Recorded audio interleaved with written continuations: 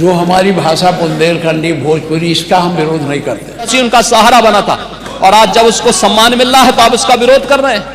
बड़ी विचित्र सी, हर अच्छे कार्य का समाज आज के यही ढोंग है आप लोगों का, यही ढोंग है।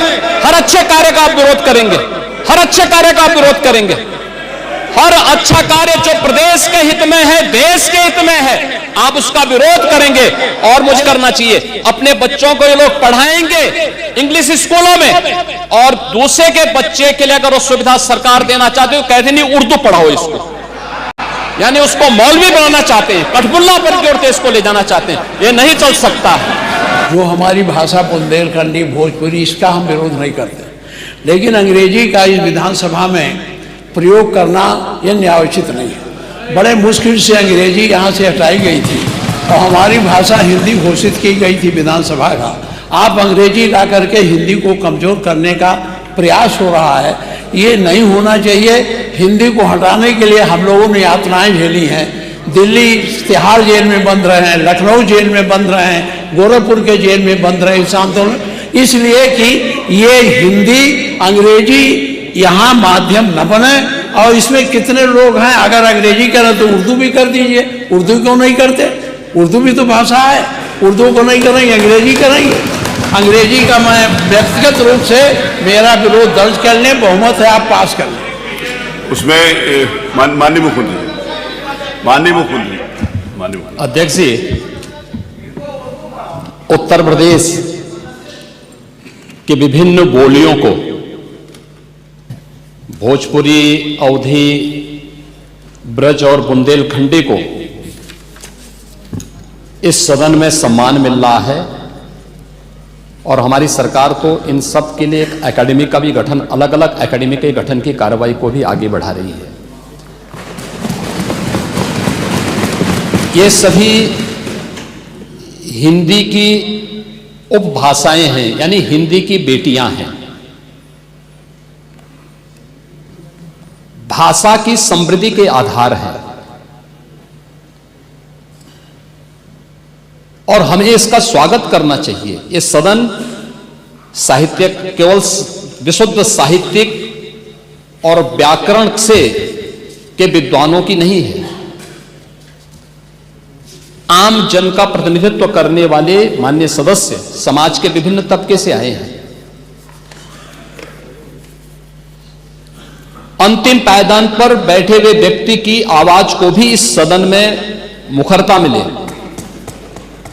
इसके लिए अगर किसी को हिंदी में वह धारा प्रवाह नहीं बोल सकता तो उसको भोजपुरी में भी अपनी बात को रखने का अधिकार मिलना चाहिए। अवधी में, ब्रज में या बुंदेलखंडी में उसको रखने का अधिकार मिलना चाहिए। ये कौन सी बात हो गई कि भोजपुरी में ना बोले, अवधी में ना बोले, इसका विरोध अंग्रेजी का, बुंदेलखंडी में ना बोले और उर्दू की आप वकालत कर रहे हैं। ये बड़ी विचित्र बात है। आप मुझे बताइए, मैं इसीलिए कहता हूं कि आप समाजवादियों का चरित्र ही इतना दोहरा हो चुका है, इतना दोहरा हो चुका है कि अपने बच्चों को भेजेंगे इंग्लिश पब्लिक स्कूल में और दूसरों के बच्चों को बोलेंगे कि एक गांव के उस विद्यालय में पढ़े जहां संसाधन भी नहीं है। ये दोहरा आचरण और जाकी रही भावना जैसी प्रभु मोररी देखी तिन तैसी, यह तो आचरण आप लोगों का है।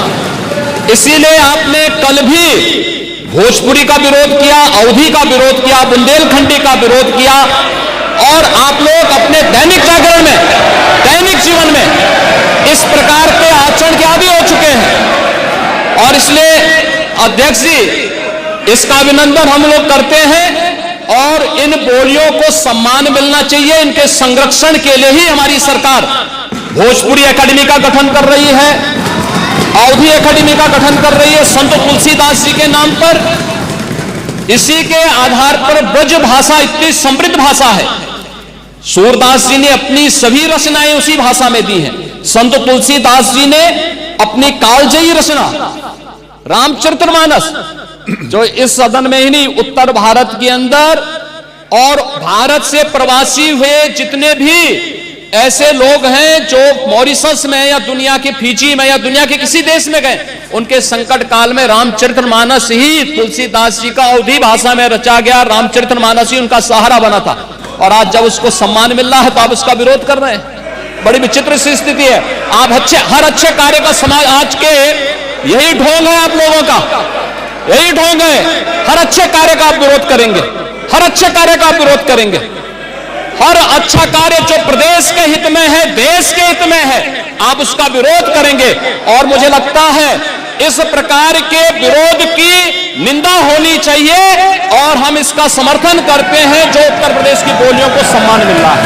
मैं आपका धन्यवाद करूंगा और विधानसभा सचिवालय को इस बात के लिए धन्यवाद दूंगा। कल हम लोगों ने यहां पे इसका शुभारंभ किया, समाजवादी पार्टी ने उसका विरोध किया है और मुझे लगता है कि प्रोसीडिंग का हिस्सा होना चाहिए, इनको समाज के सामने एक्सपोज करना चाहिए। अपने बच्चों को ये लोग पढ़ाएंगे इंग्लिश स्कूलों में और दूसरे के बच्चे के लिए अगर वो सुविधा सरकार देना चाहते हो, कहते नहीं उर्दू पढ़ाओ इसको, यानी उसको मौलवी बनाना चाहते हैं, कठपुल्ला पर की ओर इसको ले जाना चाहते हैं। ये नहीं चल सकता है।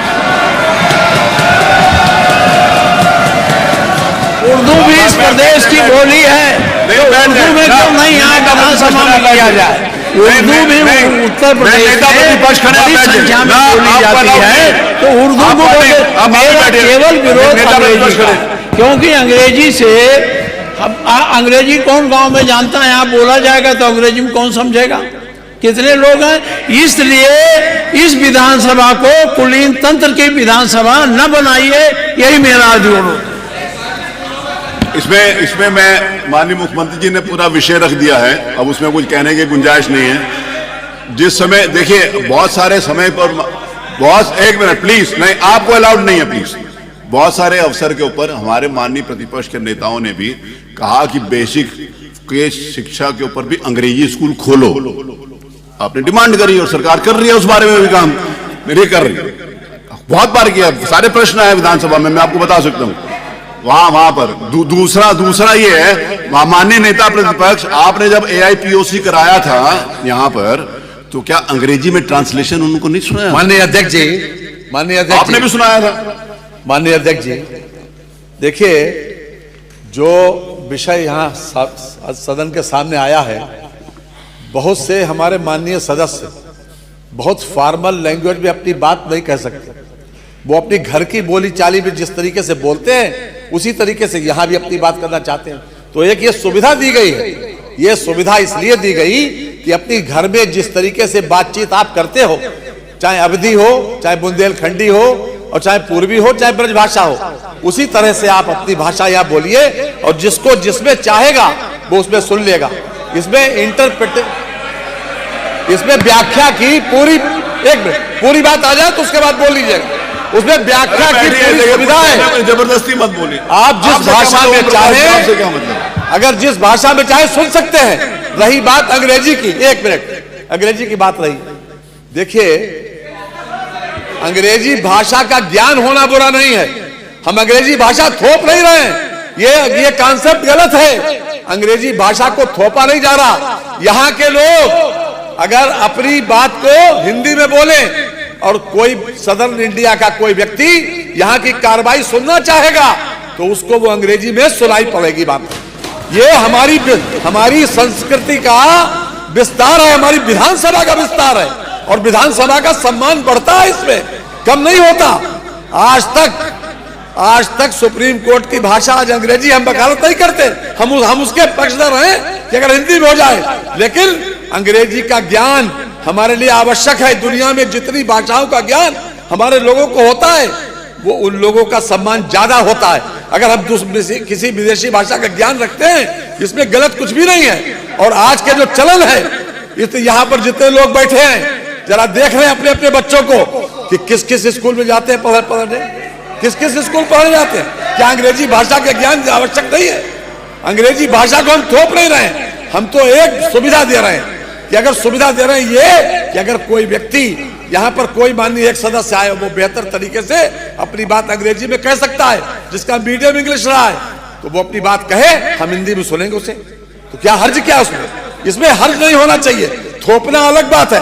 हम अगर अंग्रेजी कंपलसरी करें तो आप आपत्ति करना, हम अंग्रेजी कंपलसरी नहीं कर रहे हैं।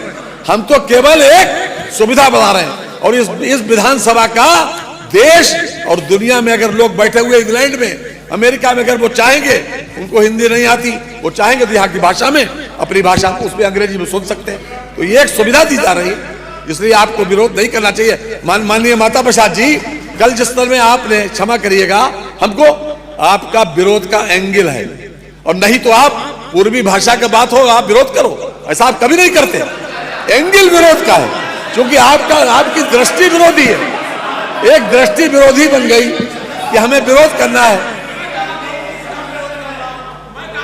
लेकिन कल आपने किया था, आज नहीं करे, कल किया था, कर रहा हूं।